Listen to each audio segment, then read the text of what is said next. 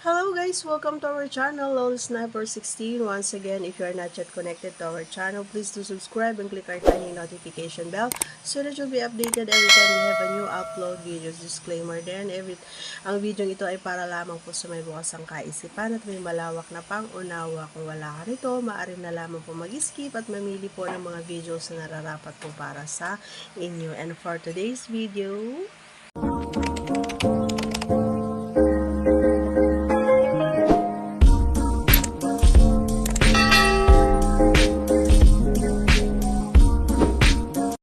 para sa akin, ano nga ba daw ang mas gusto ko, yung nilulunok o niluluwa? So, yan ang kanyang katanungan. Okay, sasagutin natin, no, mga idol.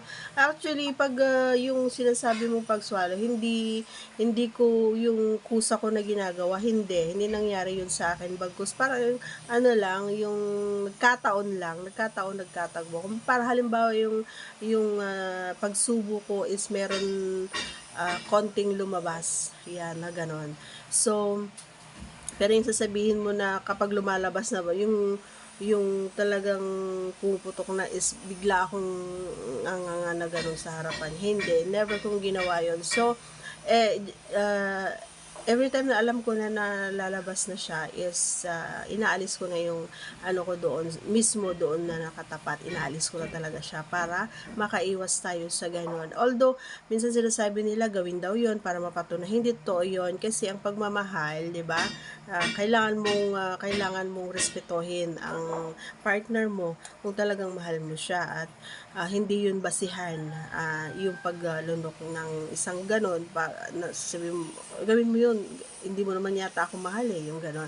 Ang pinaka-importante dito mga idol ay respetuhin mo yung partner mo, igalang mo para naman malay mo, on the next round ay magagawa niya yon nang hindi mo siya pinipilit, 'di ba? May mga pagkakataong nangyayari ito, pero sa akin, wala pa, hindi ko pa na-experience na yung kusa kong ginagawa yon. So, accidentally lang siguro. And hindi ganun siya kadami. Nalasahan ko lang, pero I don't know kung yun na yun siya. Okay?